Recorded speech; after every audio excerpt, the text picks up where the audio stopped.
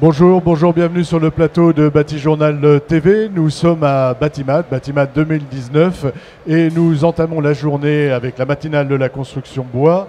Et nous allons nous intéresser aux bois d'ingénierie, mais pas n'importe lesquels, les bois d'ingénierie origine France. Avec moi pour en parler, monsieur Joël Lefebvre, bonjour. Bonjour monsieur. Vous êtes directeur exploitation du groupe Lefebvre et je vais vous demander de nous présenter un petit peu le groupe Lefebvre. Bonjour, donc je suis Joël Lefebvre, je suis le président du groupe Lefebvre. Président. Désolé. Donc le groupe Lefebvre transforme le hêtre depuis plus de 70 ans en Normandie et Picardie. Nous transformons annuellement 100 000 m3 de grumes en plateaux que nous vendons à destination de l'industrie du meuble.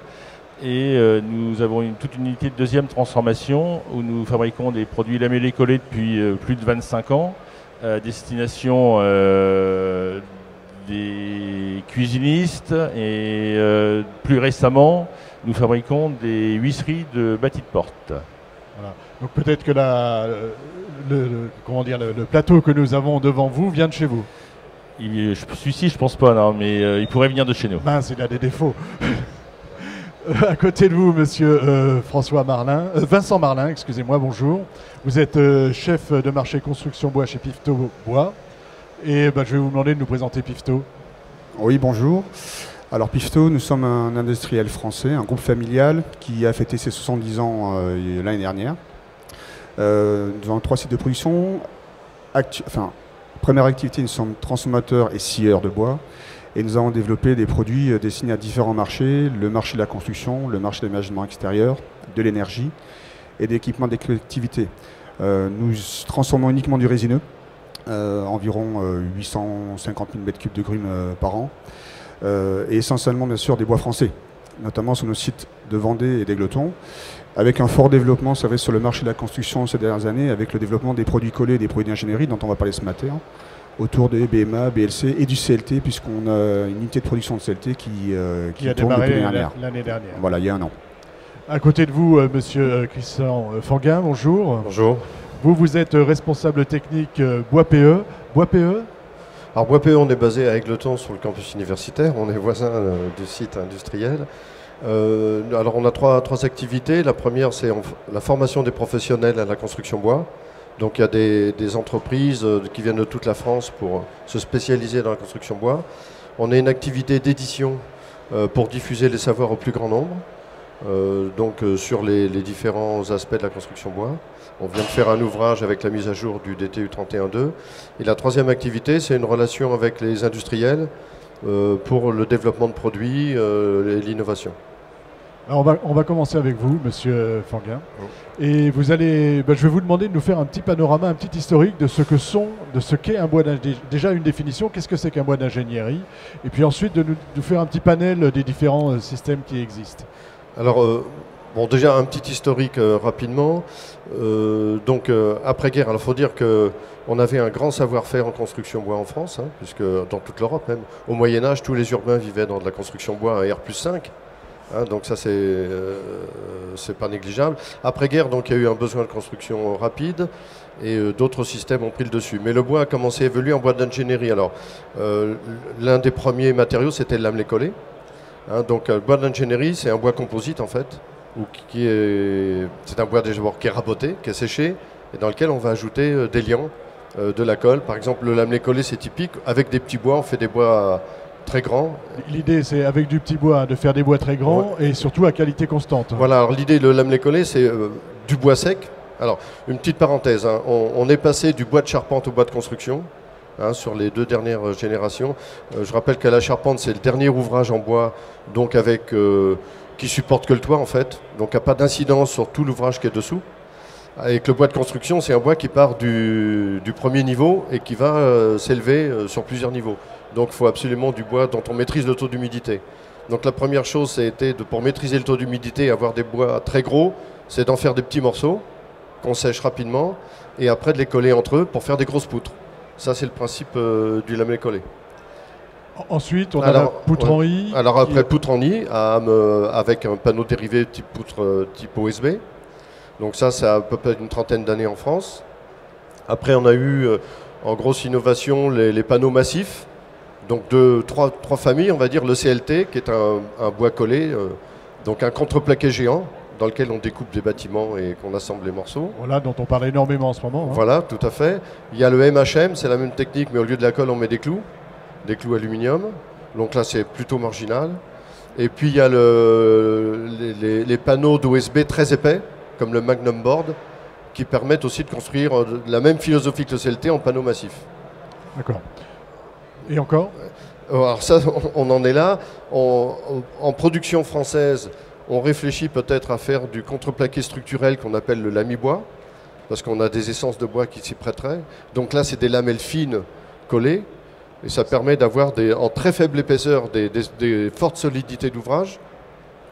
Et puis nous, à Bois-P, on essaie de faire découvrir au marché des nouvelles poutres, poutres en 100% bois treillis.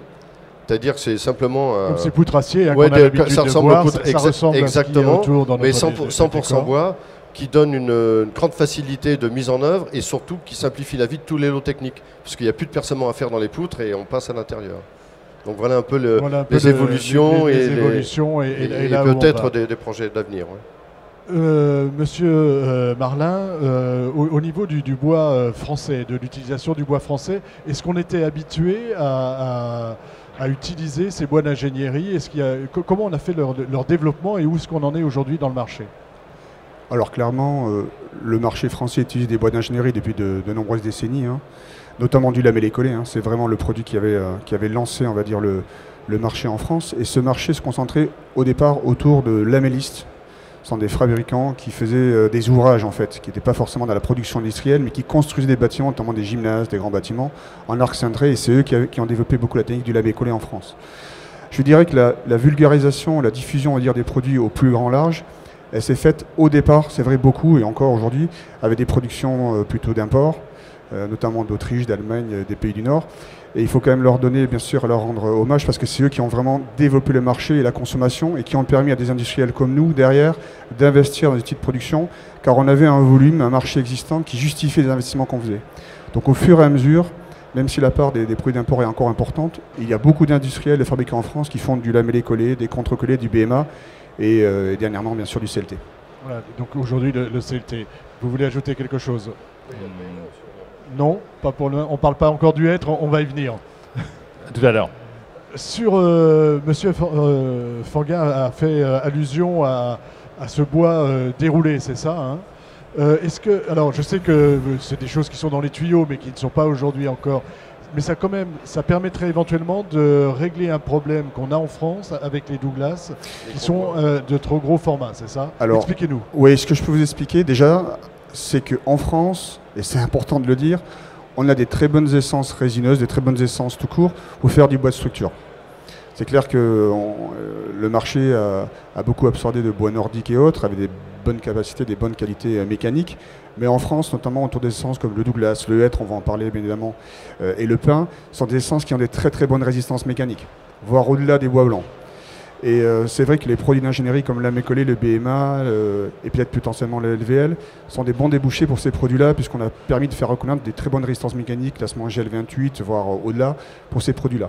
Alors c'est vrai que par rapport au Douglas, qui est une vraie richesse nationale, hein, on est le premier massif européen de Douglas, qui est un bon bois structuré et qui en plus a une très bonne durabilité. Aujourd'hui, nos aïeux ont planté beaucoup de Douglas, hein, après-guerre, plutôt des années 50-60, et c'est une ressource qu'il faut exploiter et qui aujourd'hui est utilisée dans la construction, mais pas suffisamment. Donc globalement, un arbre, lorsqu'il n'est pas coupé, il grossit. Et ces massifs sont en train de vieillir, donc structurellement sont bien meilleurs, parce qu'en vieillissant, les bois deviennent encore plus résistants. Mais on va arriver à un moment à des diamètres où potentiellement ces bois ne pourront plus passer dans nos lignes de production de série Canter industrielle parce qu'ils seront trop gros. Alors c'est vrai qu'il y a différentes réflexions qui sont faites, il y a des études, des réflexions sur un produit qui pourrait être le LVL, voilà, on en a parlé tout à l'heure, hein, qui est un produit d'ingénierie, qui lui n'utilise pas des sillages mais du déroulage. Donc ça permettrait justement de dérouler peut-être ces gros billons et d'avoir une belle application structurelle pour ce produit. Aujourd'hui, le marché du LVL en France, il est encore relativement faible. Il se développe, mais il est encore faible. Mais ça pourrait être une solution. Ça pourrait être une solution. Sur ces bois d'ingénierie, est-ce qu'on est plutôt avec des bois, des résineux, ou est-ce qu'on est aussi sur le feuillu? C'est à vous que je pose la question. Alors, jusque maintenant, effectivement, on utilise des bois résineux. Mais l'idée est venue depuis une dizaine d'années qu'on pourrait utiliser des feuillus. L'idée est certainement venue aussi du fait qu'il y a beaucoup de bois feuillus qui ne sont pas exploités en France, avec les volumes de bois de faible qualité. Et pour cela, le lamellé-collé abouté a des intérêts, puisqu'on peut utiliser des bois de faible qualité qui sont vraiment disponibles dans nos forêts et qui ne sont pas exploités. Vous, aujourd'hui, vous travaillez à développer du bois d'ingénierie, donc des systèmes lamellé-collé pour les structures avec du hêtre. Alors, quel est l'intérêt d'utiliser le hêtre et pourquoi vous lancez vers cette... excusez-moi, dans ces projets? Alors, l'aventure avec le hêtre, elle a commencé, donc, comme je dis, une dizaine d'années, donc ça prend du temps, parce qu'on a dû commencer par qualifier la matière en tant que telle. Ce qui était évident avec les résineux, puisque c'était utilisé depuis des dizaines d'années. Il a fallu qualifier les caractéristiques mécaniques du hêtre. Donc il y a eu des prélèvements qui se sont faits du nord à l'ouest et est de la France. Donc ça a pris pas mal de temps. Et puis ensuite, il faut adapter les normes. Et ce qui est vrai pour le résineux n'est pas forcément... le process étant très différent, on ne peut pas appliquer tout à fait les mêmes principes. Donc tout ça, c'est en collaboration avec le FCBA. Nous travaillons sur toute cette problématique. Alors maintenant, l'intérêt du hêtre, c'est effectivement ses caractéristiques mécaniques, notamment en compression, donc qui est capable de reprendre de fortes charges verticalement, cela doit permettre de réduire la section des poteaux et donc d'en diminuer le coût. Et esthétiquement, ça peut éviter de mettre des grosses sections. Voilà, on limite la matière et on sait qu'aujourd'hui, c'est quelque chose qui va devenir important dans la construction. L'autre avantage, c'est que localement, c'est pour construire localement avec du bois local et réduire l'empreinte carbone. Voilà, l'avantage du hêtre, c'est qu'on l'a dans les forêts françaises, comme le Douglas tout à l'heure. Sur le hêtre toujours, est-ce que dans les habitudes, auparavant, on construisait avec le hêtre ou est-ce que c'est pas du tout quelque chose de... Alors c'est complètement nouveau comme idée. C'est complètement nouveau comme idée. Il n'y a pas du tout d'historique de construction en hêtre. Traditionnellement, le hêtre est plutôt un bois d'ameublement. Et la ressource en France est importante? La ressource est importante et sous-utilisée pour les qualités inférieures forestières. Cette idée de... Vous vouliez ajouter quelque chose ou... Non, le hêtre a une croissance relativement rapide aussi. Oui, tout à fait. Ouais. Ouais, c'est pas contrairement au chêne, par exemple. Voilà, ce qui le rend aussi intéressant par rapport à ça. Ouais, il faut savoir que l'industrie du meuble est disparue depuis bien longtemps dans l'Europe de l'Ouest. Tout ça, c'est parti en Asie. Et donc, tous ces bois qui étaient utilisés à l'époque pour faire des meubles et ainsi de suite ont perdu leur destination, leur utilisation. Voilà, leur utilisation. Donc il faut trouver de nouvelles voies. Et une des nouvelles voies, c'est de faire du lamellé-collé avec du hêtre pour des bâtiments en structure. Cet aspect sur l'évolution, pareil, des bois d'ingénierie et puis sur la meilleure utilisation, on va dire, des bois français et des bois locaux, parce que construire local avec du bois local, c'est toujours mieux. Est-ce que, je sais qu'il y a aussi des pistes pour mélanger les essences. Est-ce que vous pouvez nous en dire plus, même si ça ne se fait pas encore aujourd'hui? En fait, par exemple sur le CLT. Oui, alors c'est des pistes de réflexion, pas encore en France. C'est vrai qu'aujourd'hui on est beaucoup sur des monoproduits avec des mono-essences. Et puis surtout, c'est parce que nous, le choix des essences, il a été fait par nos aïeux. Notre métier, c'est de valoriser la forêt de nos territoires. Donc les choix d'essence comme la Cyrille Lefebvre, c'est de valoriser du hêtre, et nous c'est de valoriser du pin, des Picea et Douglas, parce que c'est ce que la forêt, c'est notre trésor, c'est ce qui existe, et c'est des bons bois. Alors pour jouer sur le côté mixité, c'est vrai qu'il y a des études, des recherches qui sont faites pour essayer toujours d'optimiser les produits et d'aller avoir des CLT hybrides où on va combiner peut-être des produits résineux avec des produits feuillus, comme le hêtre notamment, pour récupérer la haute résistance que peut avoir le hêtre, notamment dans des efforts de compression ou dans des efforts qui sont type au CLT. Je ne vais pas rentrer dans les détails. Mais c'est vrai que ça peut être une piste de réflexion pour toujours chercher de la performance, optimiser, limiter les déformations du panneau, franchir plus, mettre moins de matière, gagner de l'habitabilité. Je dirais qu'aujourd'hui, les produits d'ingénierie, c'est un monde qui s'ouvre vers nous, pour nous industriels, mais aussi pour les constructeurs et les concepteurs de bâtiments. On est encore, je ne vais pas dire à l'âge zéro, c'est pas vrai, ça fait 20 ans qu'on a fait, mais il y a plein de pistes d'évolution qui vont nous faire grandir parce que le marché du bâtiment évolue très vite. Et donc nous, industriels du bois, gens qui s'intéressent à ce matériau, on va forcément aussi progresser et créer des nouveaux produits auxquels on réfléchit, on ne pense même pas aujourd'hui. Sur l'aspect utilisation bois français, aujourd'hui, est-ce que des produits d'ingénierie, M. Fanguin, sont d'origine France? Ou est-ce qu'il y a encore un effort à faire pour développer ces produits d'origine France? Comme ça a été dit, la majorité sont d'origine européenne ou extra-européenne, mais l'intérêt c'est qu'on voit aujourd'hui, en très peu d'années, il y a de plus en plus de produits d'origine France. Dans la liste des innovations, il y en a deux que j'ai oublié de citer, c'est le contre-collé, c'est-à-dire c'est du tout petit lamelé-collé à quelques plis, vendu en barre de 13 mètres, le BMA, le bois massif à bouter, et ça maintenant on trouve ça couramment dans tous les négoces en France, alors qu'il y a 10 ans, et c'est production française. Pratiquement tout ce qui est bois collé, lamelé collé, CLT, BMA, tous ces produits-là aujourd'hui, on trouve de la production française. Et ça s'est fait en 4 ans. Hein. C'est très, très rapide. Très rapide. Alors, il y a deux questions qui se posent aussi par rapport à ces bois d'ingénierie, français ou pas d'ailleurs. C'est l'aspect colle dont on a déjà parlé ensemble hier, mais ouais. Je voudrais que vous reveniez là-dessus. Aujourd'hui, les colles qu'on utilise par rapport, on sait que l'environnement sera de plus en plus pris en compte. C'est un reproche qu'on fait parfois à ces produits. Dites-nous ce qu'il en est. Alors il y a aussi une évolution dans la chimie du bois qu'on peut appeler à partir des essences de bois. On a eu quelques innovations il y a quelques années vers des matériaux type plastique. Mais le problème qu'on rencontre aujourd'hui, ce que les clients peuvent reprocher à la construction bois, c'est encore beaucoup de colle dans les panneaux. Justement à ce sujet-là, alors faut dire, mais peut-être que M. Marlin en parlera, la colle dans les bois d'ingénierie massifs, c'est très très peu. C'est très faible. C'est vrai que mais on a peut-être l'image aussi des panneaux qui ont pu être utilisés parfois dans l'ameublement avec les notions d'émissivité, et je pense que ce sujet-là il existe plus maintenant. Il y a beaucoup de colles qui existent qui sont non émissives, sans formaldéhyde. Et pour les produits, ce qui nous intéresse aujourd'hui, il faut se rendre compte que la quantité de colle est très faible. On parle de moins de 1% de colle qui est appliquée dans les produits, lamellé, CLT, BMA, c'est des quantités très faibles.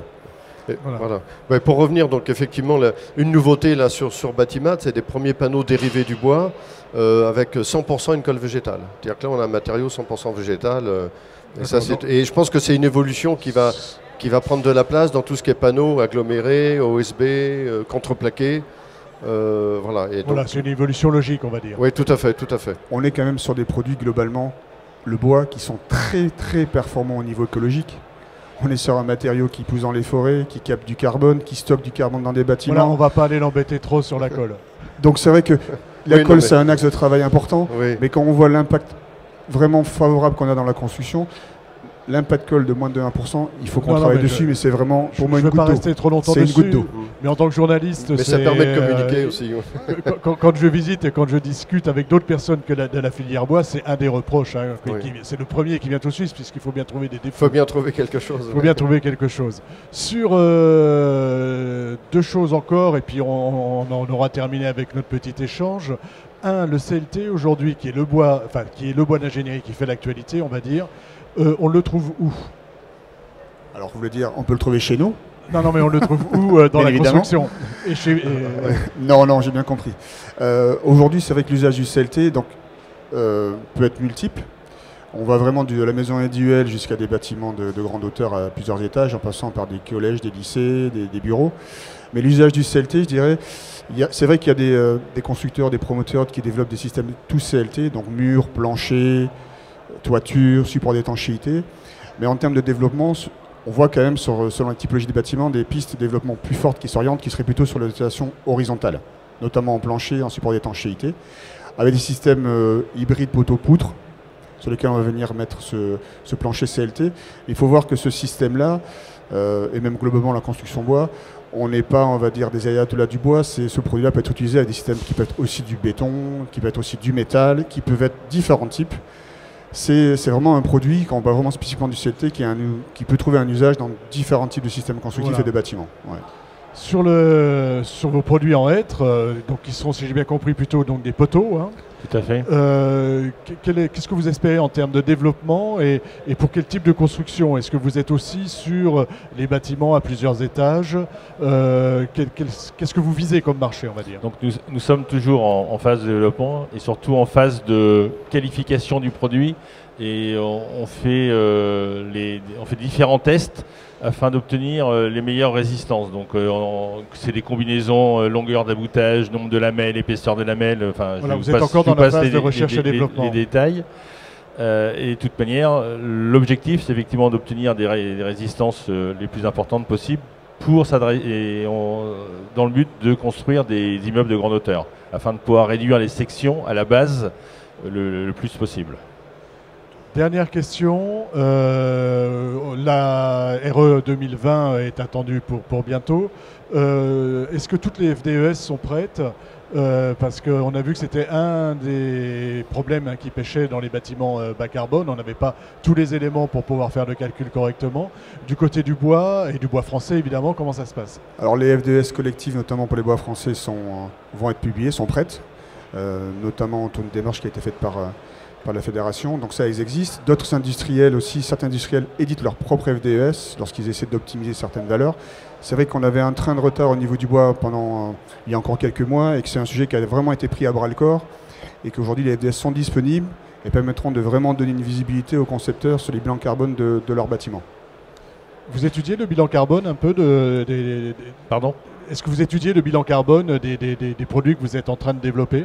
Dans le cadre de la Fédé, il y a une étude collective qui a été faite, et le hêtre comme le résineux fait partie de l'étude. Donc nous allons avoir d'ici très très peu de temps des résultats, oui, tout à fait. Donc un bel avenir pour le bois d'ingénierie français? Je pense. Un marché qui se développe, des acteurs qui ont envie, des beaux projets qui sortent partout en France, et une vraie volonté pour utiliser des produits issus de nos forêts. Cependant, on a quand même besoin de l'appui des pouvoirs publics pour accélérer l'importance du bilan carbone, et que le bilan carbone soit un élément de décision pour les constructeurs. Qu'il soit mieux pris en compte dans la réglementation. Hein. On a compris qu'il y avait encore des arbitrages qui n'étaient pas faits, et que les lobbies des uns et des autres sont en train de s'activer pour prendre plus ou moins de stockage du carbone dans la réglementation. Merci messieurs d'être venus sur le plateau de Bâti-Journal TV. Donc c'est une émission à retrouver sur notre site internet, ainsi que toutes les émissions que nous réalisons ici à Batimat et ailleurs. Et c'est aussi une émission à retrouver sur le site de notre partenaire France Bois Forêt. Merci à vous.